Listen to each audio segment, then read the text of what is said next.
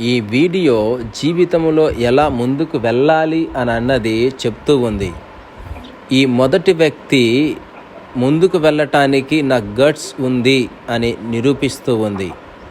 రెండవ వ్యక్తి మరొకరి సహాయము అవసరం తీసుకుంటూ ఉంది. మూడవ వ్యక్తి ఆలోచించి ముందుకు వెళుతూ ఉంది.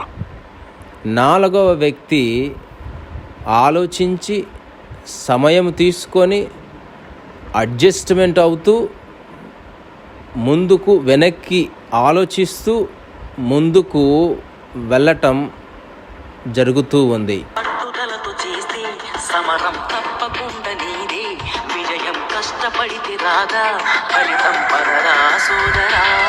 నీ ధైర్యం తోడై ఉండగా, ఏ సాయం కోసం చూడక, నీ ధ్యేయం చూపే మార్గంలో పోరా సూటిగా.